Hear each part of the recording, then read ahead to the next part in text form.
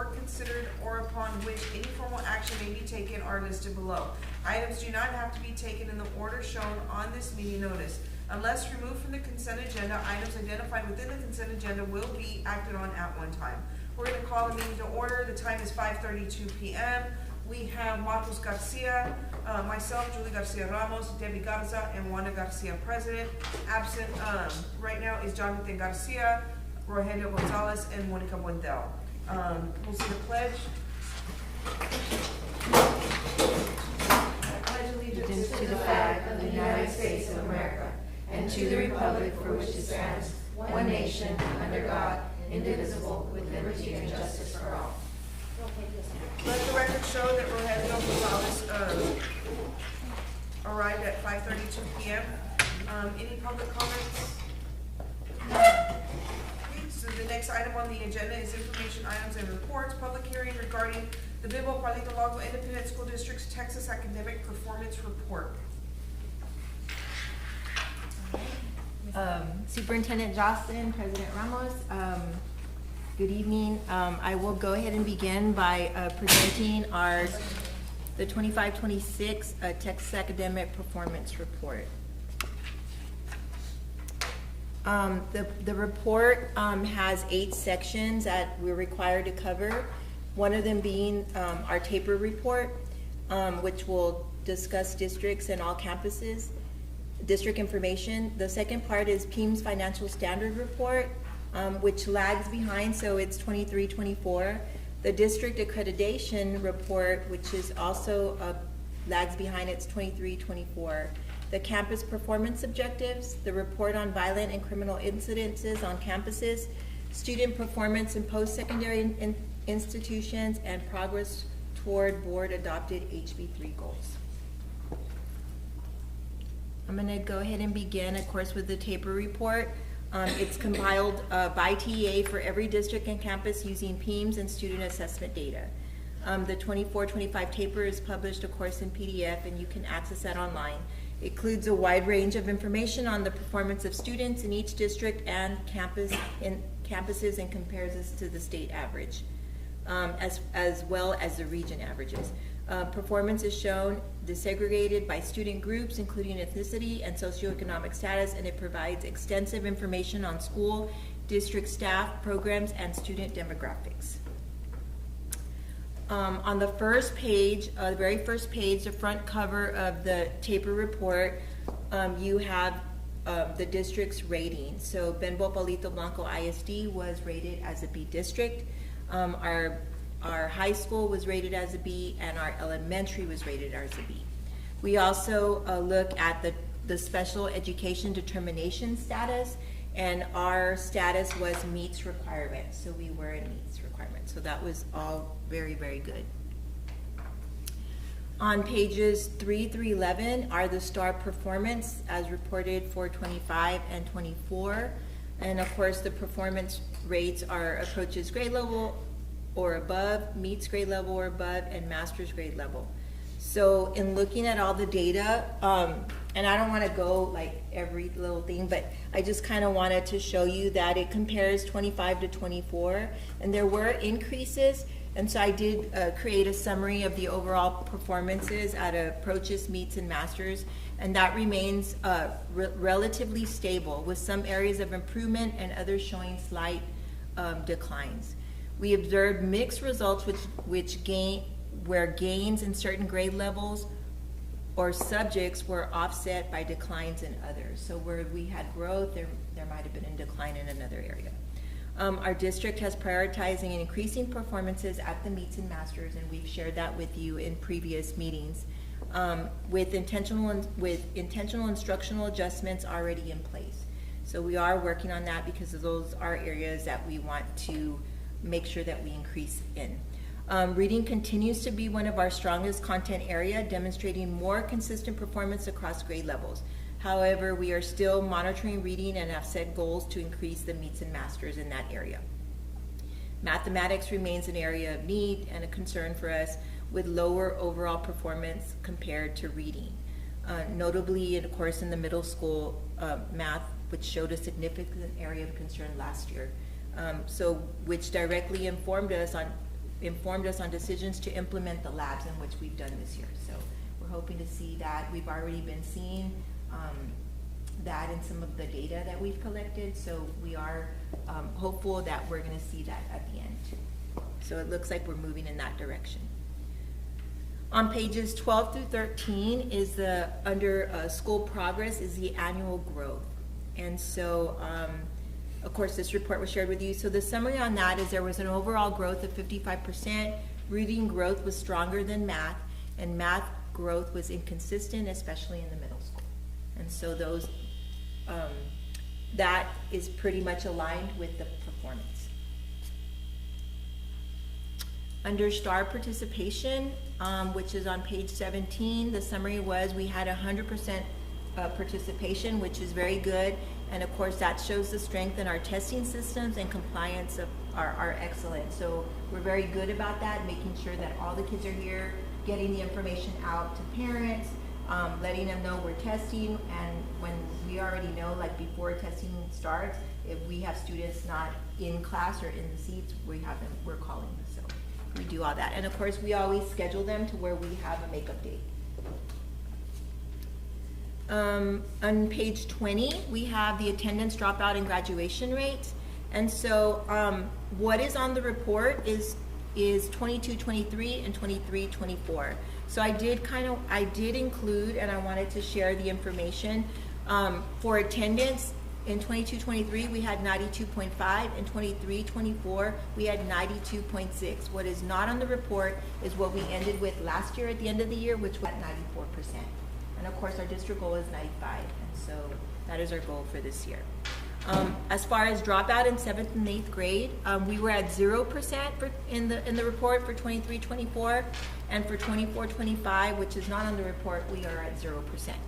Dropout in high school for 23-24, we had 0.7, and what is not on the report is how we ended last year, and it was 0. So we're, I wanted to make sure and share that with you. Under CCMR, which is our college, career, and military readiness for 23-24 and 22-23, and remember this lags behind. I did want to show that from 22-23 to 23-24, we had increases across the board, especially in the annual graduates, the college, under college ready graduates, we had, there was increases, significant increases. Under TSI, the number of students that met the TSI criteria in reading also increased, and also in TSI math, there was an increase. So all of those were very positive marks. I did do a summary of the CCMR, and so I wanted to share that with you. The district demonstrated increases in overall CCMR performance, including growth in CCMR graduates. We saw continued improvement in college-ready graduates, reflecting stronger post-secondary preparedness. There was an increase in annual graduates meeting college-ready criteria, with them being successful both in either reading or math, or in both areas. These gains reflect our commitment to preparing students for success beyond high school, and that is one of our major goals. We're working really hard to make sure we ensure that.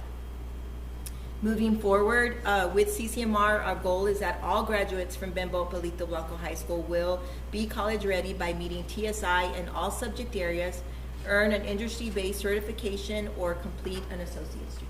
So that is our goal.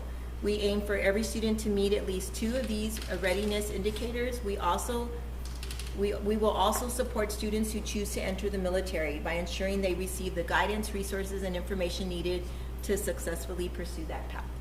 Our focus remains on providing multiple pathways to success and ensuring students graduate fully prepared for their chosen future.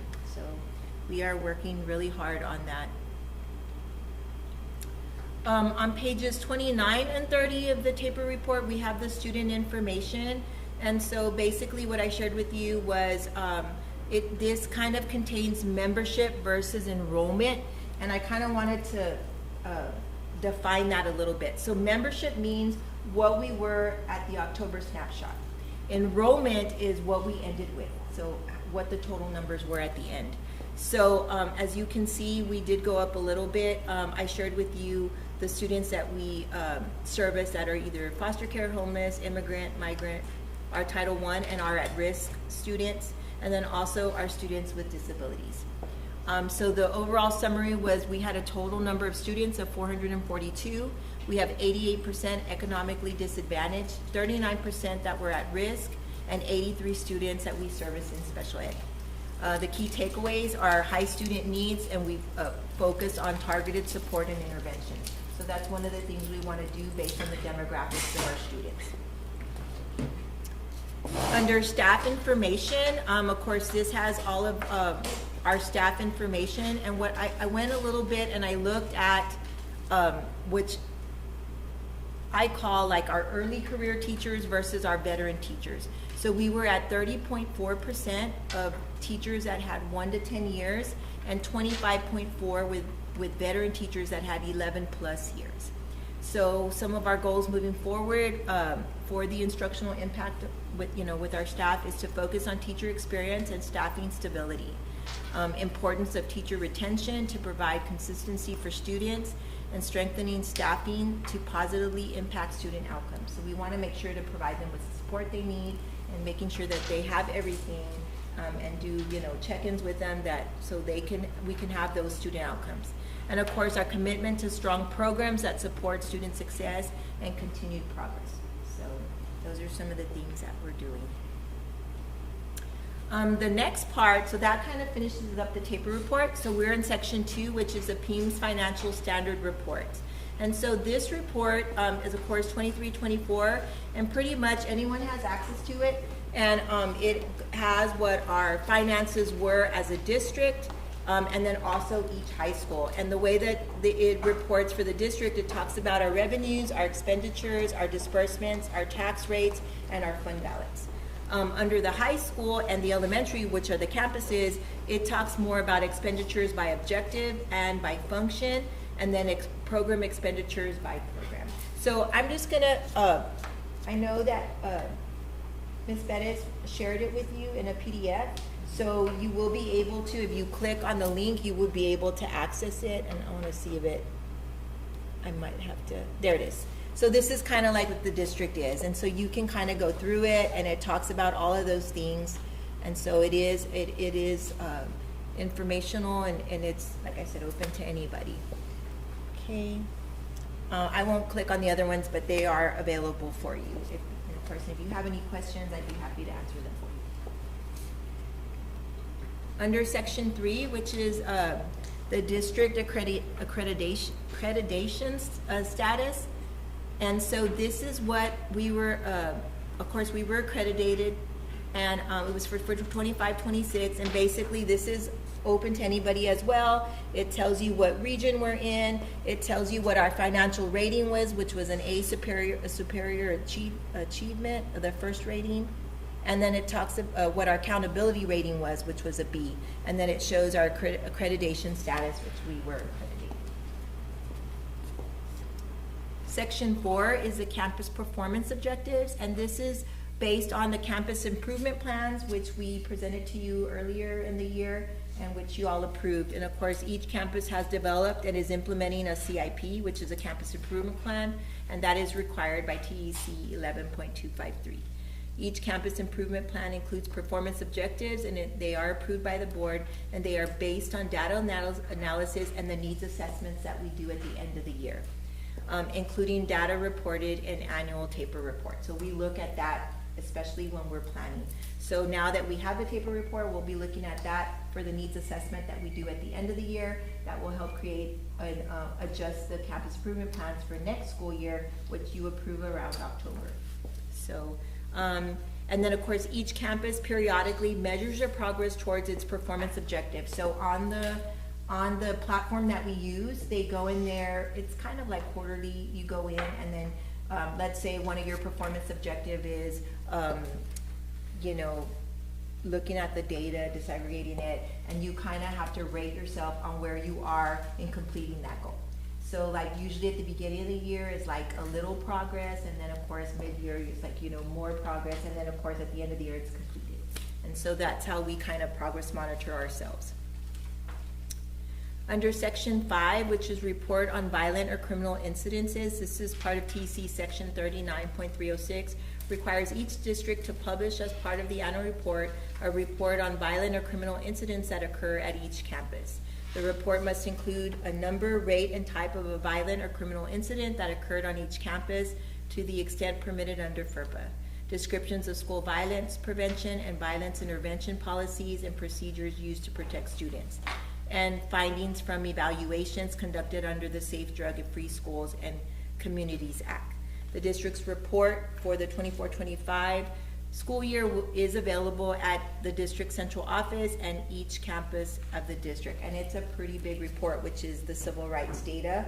It is pretty lengthy, but I will say that Ben Bolt had no incidences reported, so you're good.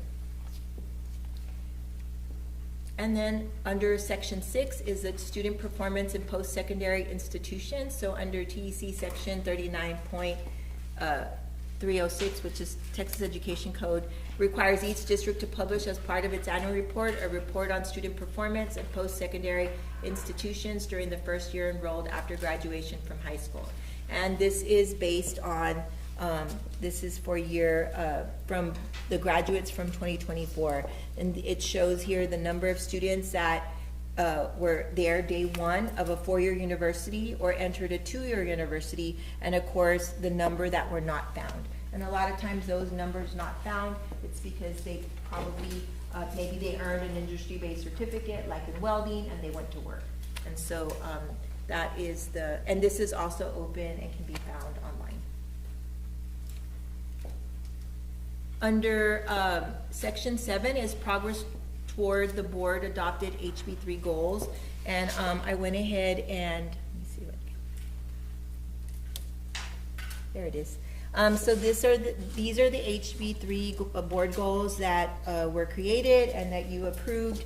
And so we have all of the goals and then how if we are making progress. And so if it's green, we are definitely on track and making progress and doing better than we did the year before.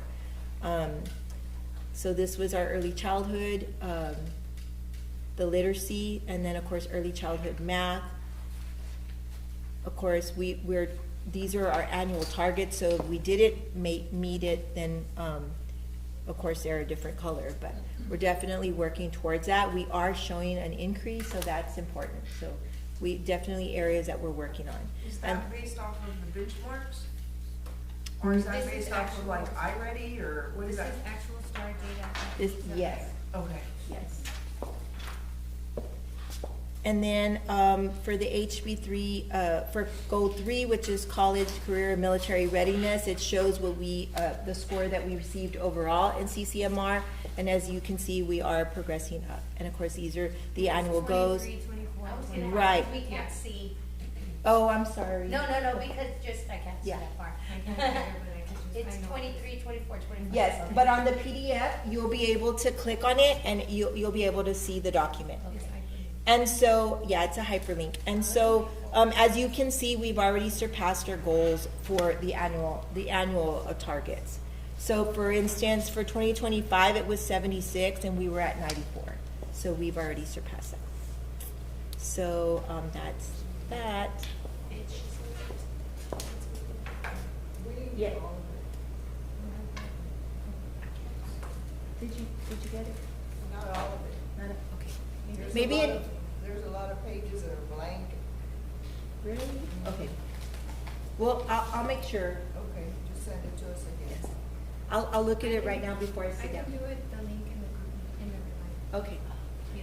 So this is just the resources and availability of the annual report. Of course, that is available. The district's 24-25 taper will be posted on the district's website within 2 weeks after this meeting.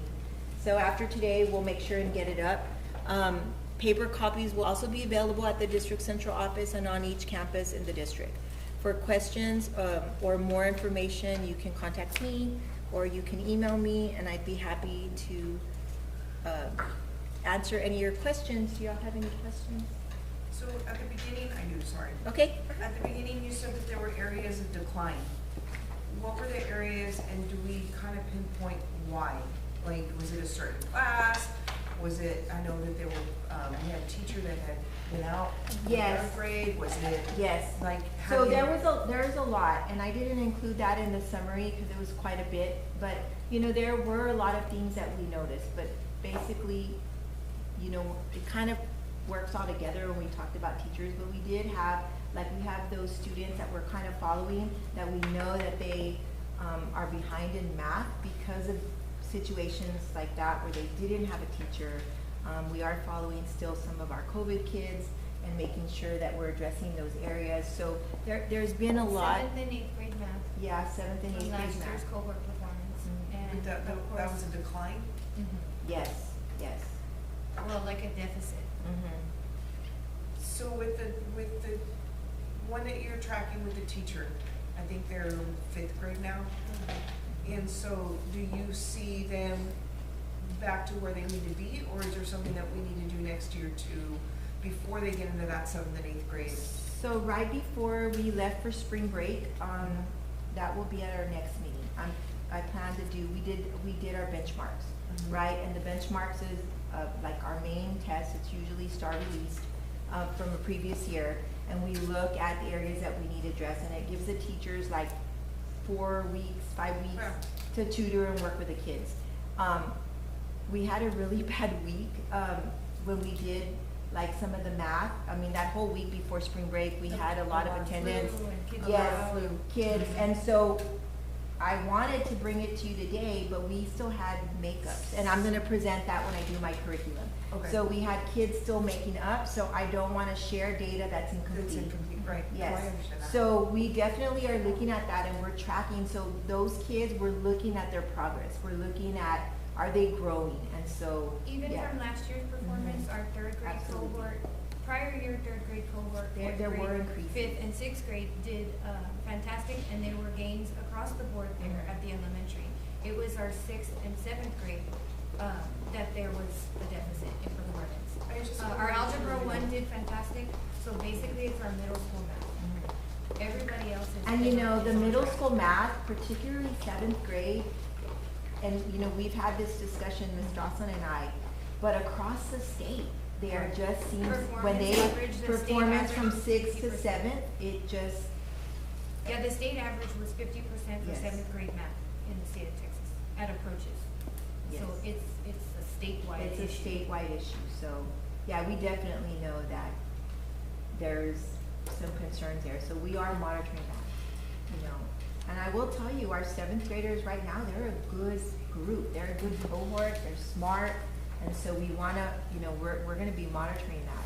And so, like I said, I don't have that information for you because we had kids out, so we'll have that at the next meeting. But they have had good teachers, that class, all the way up.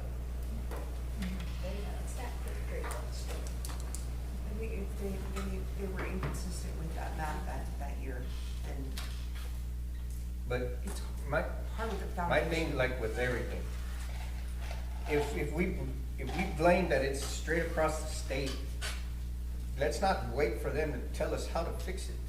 Oh, no, we're not. We need to fix it prior to those scores where we can show we do have those better teachers.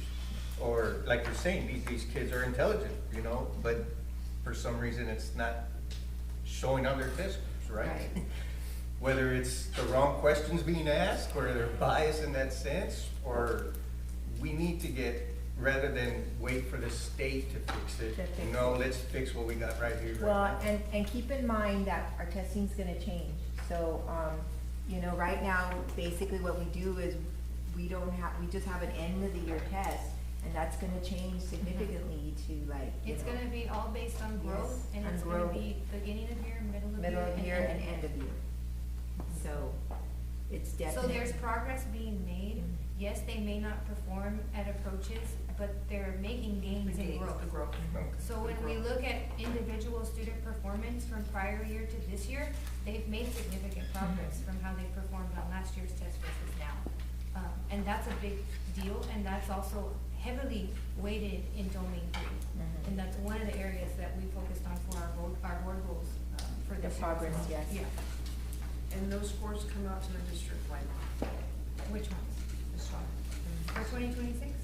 Not till Not till July. June or July. Yeah, and then final probably August.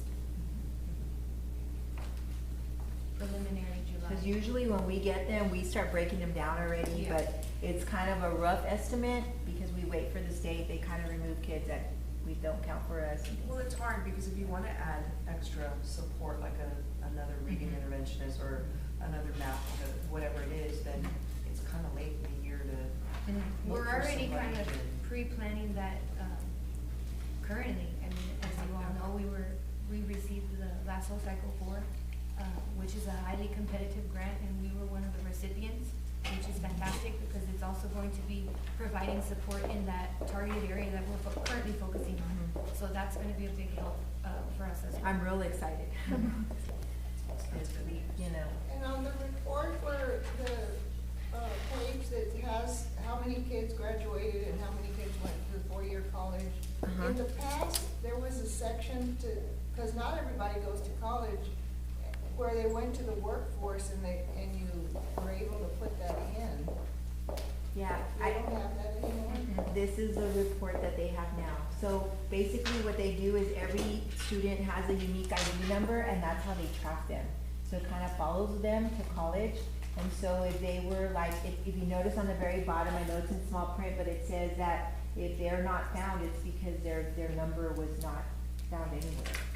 And so that's how they But kind it of. doesn't track, like if 16 started college, how many actually finished that? It doesn't track I think that. this is how, it's like day one, Mhm. is what they look at. Cause a lot of them start and then they don't.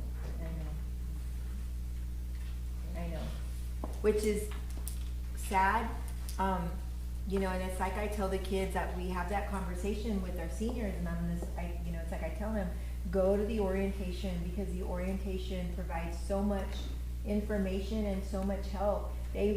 Colleges now provide so much for students, so they don't fail and they don't drop out. Students just have to take the initiative and take advantage of that.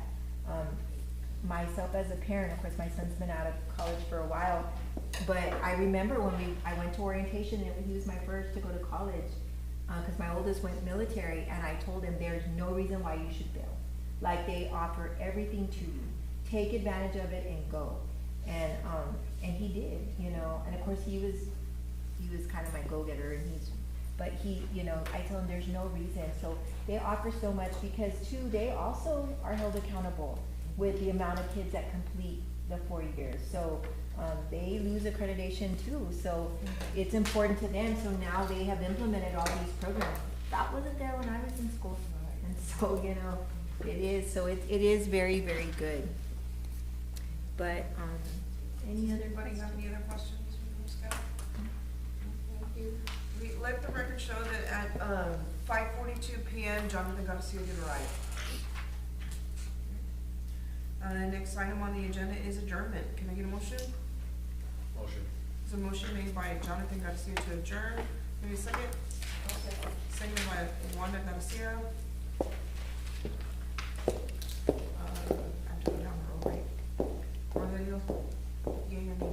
Yeah. Marcos, Yay. Debbie, Yay. Wanda, Jonathan. Yay.